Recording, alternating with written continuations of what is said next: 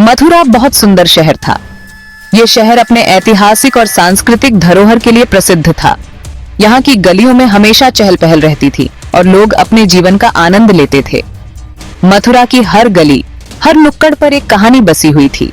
यहाँ के मंदिर, यहाँ की नदियां और यहाँ के लोग सब मिलकर इस शहर को जीवंत बनाते थे। यहाँ सब लोग खुश थे। त्योहारों के समय तो मथुरा की रौनक और भी बढ़ जाती थी। होली, जन्माष्टमी और दिवाली जैसे त्योहारों पर पूरा शहर रंगों और रोशनी से जगमगा उठता था। लोग एक दूसरे के साथ मिलकर त्योहार मनाते थे, गाते थे, नाचते थे और खुशियां बांटते थे। मथुरा की खुशहाली और समृद्धि का कोई मुकाबला नहीं था। राजा उग्रसेन बहुत अच्छे थे। वे अपने प्रजा का बहुत ध्यान रखते थे और हमेशा उनके सुख दुख में साथ खड़े रहते थे। उग्रसेन का शासनकाल मथुरा के लिए स्वर्णिम युग था। उनके न्यायप्रिय और दयालु स्वभाव के कारण लोग उन्हें बहुत मानते थे। उनके दरबार में हमेशा न्याय और सच्चाई की ही बात होती थी। लेकिन एक दिन सब बदल गया। मथुरा की खुशहाली पर अचानक से काले बादल छा गए। एक ऐसा तूफान आया जिसने सब कुछ बदल कर रख दिया। लोग चिंतित हो गए और उनके चेहरों पर मुस्कान की जगह चिंता और डर ने ले ली। मथुरा की खुशियों को किसी की नजर लग गई थी। उग्रसेन के भाई कंस ने उनका राजपाट छीन लिया। कंस ने विद्रोह कर दिया और उग्रसेन को बंदी बना लिया। कंस ने अपने भाई के साथ विश्वासघात किया और मथुरा के सिंहासन पर कब्जा कर लिया। यह मथुरा के इतिहास का सबसे काला दिन था। कंस ने अपनी ताकत और क्रूरता से सबको डरा दिया। कंस बहुत ही जालिम और बुरा राजा था। उसने मथुरा के लोगों पर अत्याचार करना शुरू कर दिया। कंस का शासनकाल मथुरा के लिए एक बुरे सपने जैसा था। उसने लोगों की स्वतंत्रता छीन ली और उन्हें अपने अधीन कर लिया। कंस की क्रूरता की कहानियां हर घर में सुनाई देने लगी। कंस को एक भविष्यवाणी का डर लगता था।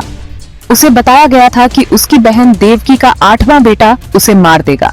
यह भविष्यवाणी कंस के दिल में डर और चिंता का कारण बन गई। उसने इस भविष्यवाणी को सच होने से रोकने के लिए हर संभव प्रयास किया। उसे बताया गया था कि उसकी बहन देवकी का 8वां बेटा उसे मार देगा। कंस बहुत डर गया। उसने देवकी और उनके पति वसुदेव को जेल में डाल दिया।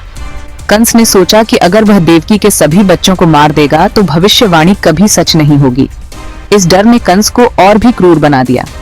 उसने देवकी और उनके पति वसुदेव को जेल में डाल दिया। देवकी और वसुदेव के लिए यह समय बहुत कठिन था।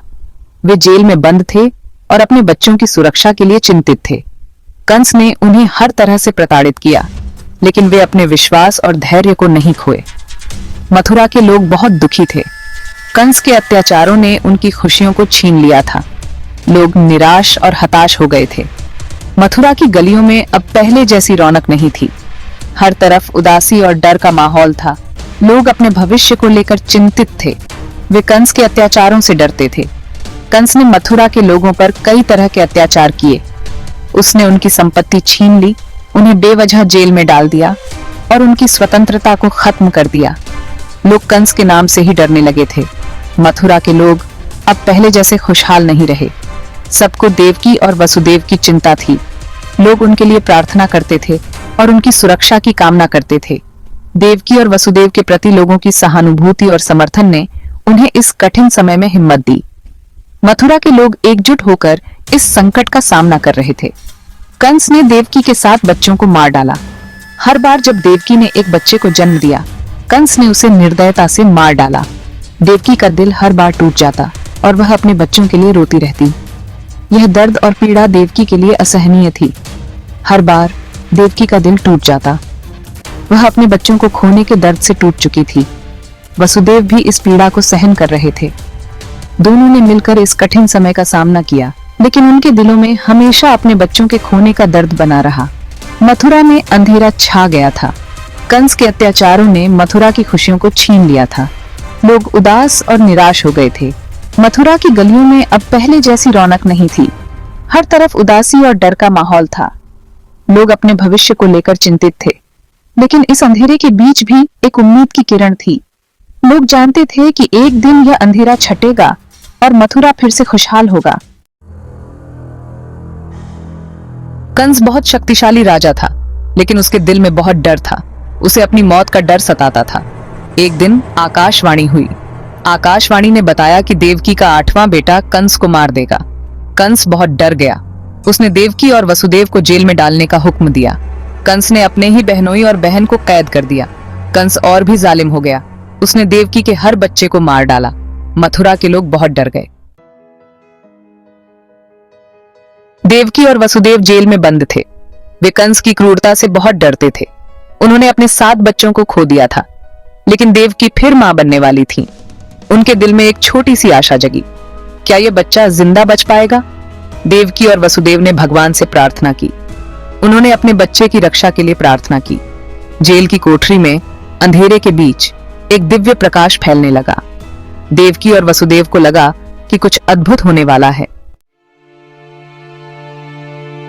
8वें बच्चे का जन्म हुआ। यह कोई साधारण बच्चा नहीं था, बल्कि यह भगवान विष्णु का अवतार था, जो देवकी और वसुदेव के पुत्र के रूप में प्रकट हुआ था। यह एक अद्भुत रात थी। आकाश में पूर्णिमा का चांद चमक रहा था और तारों की रोशनी से पूरी रात जगमगा रही थी। यह रात किसी चमत्कार से कम नहीं थी। पूरी जेल की कोठरी एक दिव्य प्रकाश से भर गई।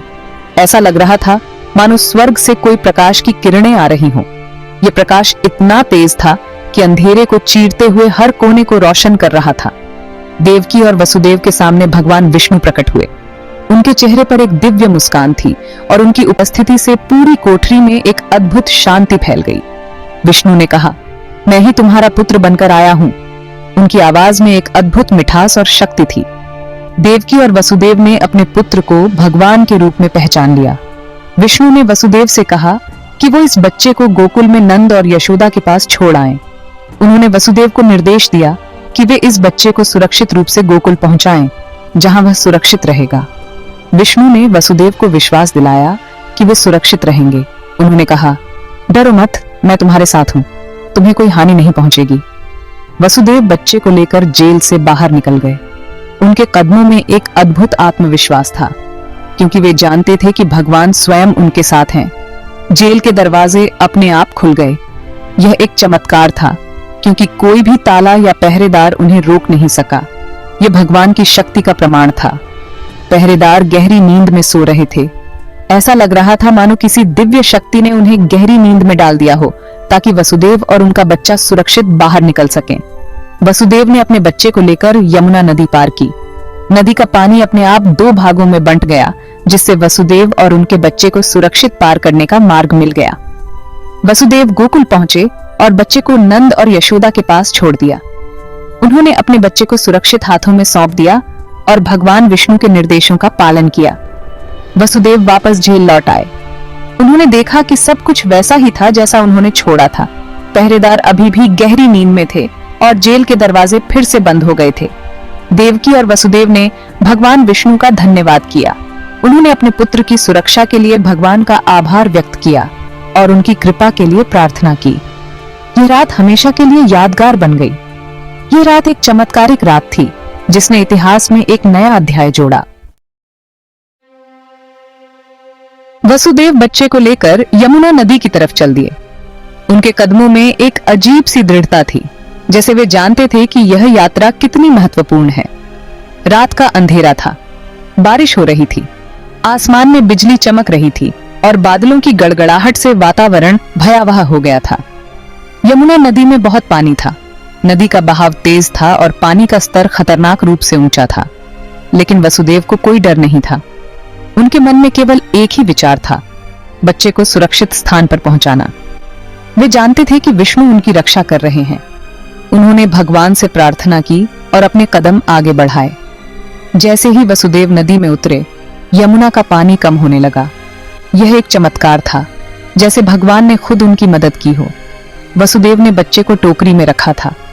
टोकरी बहुत ही सावधानी से बनाई गई थी, ताकि बच्चा सुरक्षित रहे। टोकरी पानी में तैरती रही।